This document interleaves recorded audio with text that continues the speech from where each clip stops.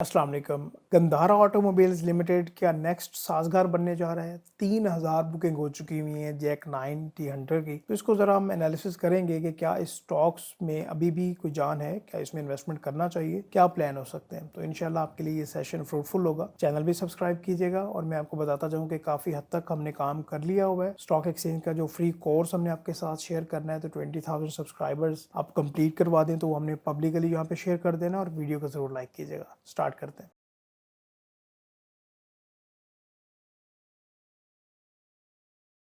Gandhara automobiles limited की बात करेंगे जिन्होंने रिसेंटली ही जैक T9 हंटर लॉन्च किया और इसकी हमने रिकॉर्ड बुकिंग देखी due to high customer demand. इन्होंने बुकिंग क्लोज की और दोबारा से ये बुकिंग का आगाज़ कर रहे हैं और इसमें इन्होंने प्राइस भी इंक्रीज़ कर दी। लाइक जो इनकी बेस प्राइस थी वो 97,50,000 थी और अभी इन्होंने प्राइस इंक्रीज़ करके 1,05,00,000 इसकी प्राइस कर दी।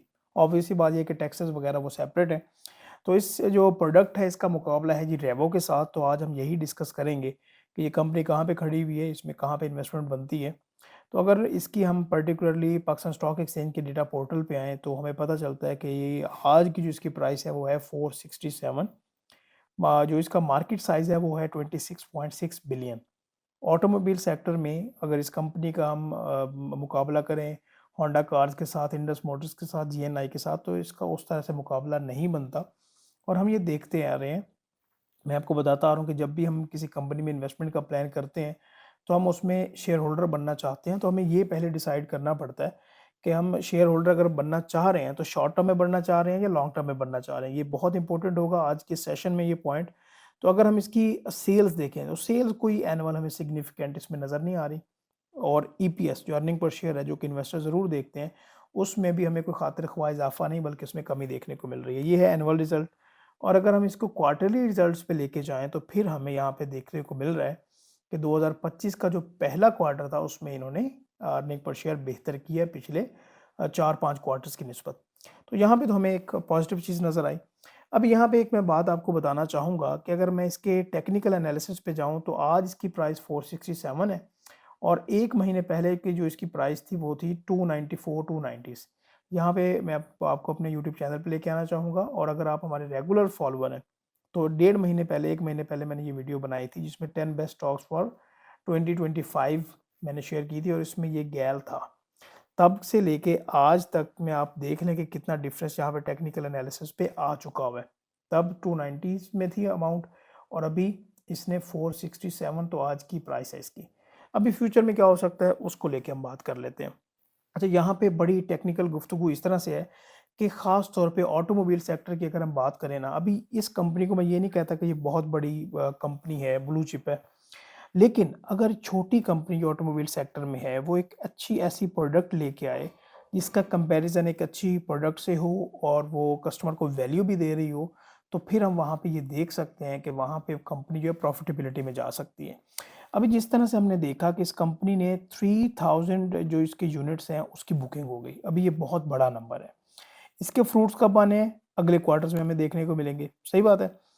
अभी 3000 की इसकी बुकिंग हुई, इन्होंने बुकिंग फिर क्लोज़ कर दी। अभी 15 फ़ेब से दोबारा से बुकिंग स्टार्ट कर रहे हैं 7,50,000 की इंक्रीज़ अमाउंट के साथ।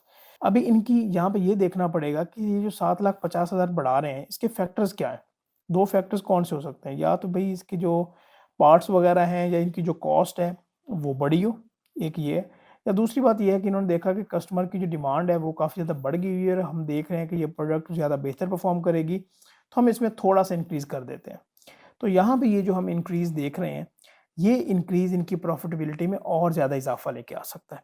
ठीक है? अभी तक तो हमने पॉज़िटिव बात कर ली, भई कंपनी के अच्छे नंबर्स आ रहे हैं, ठीक है। लेकिन एक नेगेटिव बात है, वो आप चाहे पाकिस्तानी का माइंडसेट कहें या वाक़ई रियलिटी है, मैं आपको बताना चाहता हूँ।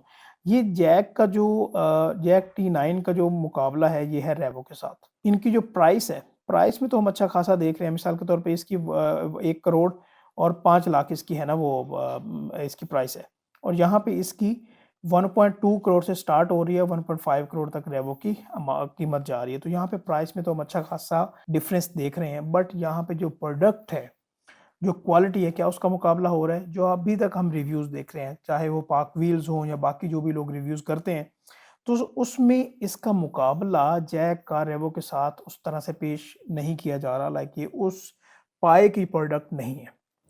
अभी इस चीज़ को देखते हुए इन्वेस्टर्स के लिए ये काफ़ी ज़्यादा इंपॉर्टेंट इन्फॉर्मेशन है। अभी इंपॉर्टेंट नोट कीजिएगा आप, आपने यहाँ पे ये डिसाइड करना है कि आप क्या ट्रेडर हैं या आप हैं इन्वेस्टर।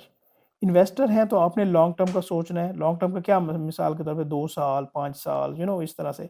और अगर ट्रेडर हैं तो फिर आप स्विंग ट्रेडिंग की तरफ जाएँगे, 2 क्वार्टर, 1 क्वार्टर, 3 क्वार्टर इस तरह से चलेंगे। तो यहाँ पे आपको डिसाइड करना पड़ेगा कि आप कौन हैं। यहाँ पे अगर मैं अपनी बात करूँ तो मैं एज़ अ इन्वेस्टर इस कंपनी में इन्वेस्ट नहीं करूँगा। अगर मैं ट्रेडर हूँ, मैं कैपिटल गेन चाहता हूँ कि भाई मैं आज लूँ और एक ख़ास टारगेट तक ये प्राइस चली जाए, तो फिर मैं एज़ अ ट्रेडर इस कंपनी में इन्वेस्टमेंट करना चाहूँगा। ये मैं अपनी बात बता रहा हूँ, उसकी रीज़न मैं आपको बताता हूँ। उसकी रीज़न क्या है कि इस कंपनी की अगर हम पर्टिकुलरली बात करें, तो 3000 की इसकी बुकिंग हो गई और ये अभी इसकी आगे भी एक्सपेक्टेशन है कि ये नंबर पॉज़िटिव आएगा और फर्दर जो इसकी बुकिंग है, वो हमें प्लस देखने को मिलेगी। अभी ये जो 3000 की बुकिंग हुई या आगे जो नंबर आएगा, ये इसके फ्रूट्स हमें कब नज़र आएँगे? इसके सेकंड, थर्ड, फोर्थ क्वार्टर में। तो जो इसके यहाँ पे जो ईपीएस आ रही होगी सेकंड क्वार्टर में, थर्ड क्वार्टर में, फोर्थ क्वार्टर में, तो जो इसकी ईपीएस होगी वो आएगी इंक्रीज़। और जब ईपीएस में इंक्रीज़ आता है तो तब वो जो स्टॉक है पर्टिकुलर वो ज़्यादा बेहतर परफ़ॉर्म करता है। ये आपको मैंने एक पूरी लॉजिक समझा दी। अब यहाँ पे मैं देखता हूँ कि पर्टिकुलरली मैं अगर बताऊँ आपको, इसके मैं टेक्निकल एनालिसिस वाले चार्ट पे जाऊँ, तो यहाँ पे क्यों ये बात बताई जा रही थी कि आप गैल लें? क्योंकि इसमें ये डेवलपमेंट थी कि ये अपना एक प्रोडक्ट लॉन्च करने वाले हैं। इस वजह से यहाँ पे हमने देखा कि इसमें काफ़ी बाउंस मिला और जिसने वो ट्रेड ली होगी वो बेनिफिट में रहा होगा। लेकिन वो बात पुरानी हो गई। अभी हम पर्टिकुलरली आज की बात करते हैं कि क्या इस पर्टिकुलर स्टॉक में अभी पोटेंशियल है कि ये नेक्स्ट साज़गार बन जाए? मिसाल के तौर पे यहाँ से उठे और 1000 को टच कर ले या 2000 को टच कर ले। Is it possible? ये अभी कहना बहुत जल्द कबल वक़्त है। अच्छा, यहाँ पे हमें पॉज़िटिव देखने को मिलेगी बात, क्योंकि अगले जो मेरी नज़र के मुताबिक, मेरे एनालिसिस के मुताबिक अगले को 2 क्वार्टर्स हैं, उसमें हमें गैल में बेनिफिट देखने को मिलेगा in terms of capital gain. वो क्यों? डिविडेंड तो ये कंपनी ऑलरेडी कोई नहीं दे रही ना, ठीक है? ठीक है? डिविडेंड वगैरह इसका कोई नहीं है। यहाँ पे इसकी अर्निंग पर शेयर इंक्रीज़ होगी, सेल्स इंक्रीज़ होंगी और इस टर्म्स में जो इन्वेस्टर्स हैं उनको ज़्यादा फ़ायदा होगा। मैं उम्मीद करता हूँ कि यहाँ तक आपको सारे पॉइंट्स क्लियर हैं, क्योंकि मैं ऑलरेडी आपको बताता आ रहा हूँ कि यहाँ पे आपने अपने आप को डिफाइन करना है। अगर आप इन्वेस्टर हैं, तो मैं नहीं चाहता कि मैं एज़ अ इन्वेस्टर इस कंपनी में इन्वेस्ट करूँ। अगर मैं ट्रेड को लेके बेनिफिट लेना चाहता हूँ, तो येस, यहाँ पे मैं पोज़ीशन ले सकता हूँ। क्योंकि अभी इन्होंने जब अपनी बुकिंग का दोबारा से आगाज़ किया है और इन्होंने प्राइस भी इंक्रीज़ की है, तो यहाँ से हम ये देख सकते हैं कि इस कंपनी की जो प्रॉफ़िटेबिलिटी है उसमें इज़ाफ़ा होगा। अच्छा, लॉन्ग टर्म में क्यों नहीं ले रहा? यहाँ पे आपका ये क्वेश्चन भी होना चाहिए। देखें, मैं आपको बता दूँ कि लॉन्ग टर्म में मैं इसलिए नहीं ले रहा, क्योंकि इस पर्टिकुलर प्रोडक्ट का जो मुकाबला किया जा रहा है रेवो के साथ, और वो मैं उस बेसिस पे बता रहा हूँ क्योंकि मेरी तो एक्सपर्टीज़ नहीं है ना रिव्यू करने की। जो मिसाल के तौर पे ये जो पाक विलिप वाले हैं या बाकी जो लोग हैं जो रिव्यूज़ करते हैं, हम सोशल मीडिया पे उनके कमेंट्स देखते हैं, तो वहाँ से हमें पता चलता है कि ये उतनी ज़्यादा तगड़ी प्रोडक्ट नहीं है जितनी रेवो है। हाँ, इसको कंपैरेटिव एडवांटेज मिलेगा इसकी प्राइस की वजह से, या एक जो हाइप होती है, पाकिस्तानी कल्चर होता है, क्या जी, एक नई चीज़ आई है तो हमारे पास भी ये चीज़ होनी चाहिए। जिसके पास पैसा है उसने कहा चलो कहीं तो लगाने हैं ना। तो यहाँ पे ये कहानी है जिसकी वजह से मैं इसमें लॉन्ग टर्म में पोज़ीशन नहीं लूँगा, शॉर्ट टर्म में मैं सोच सकता हूँ, ठीक है?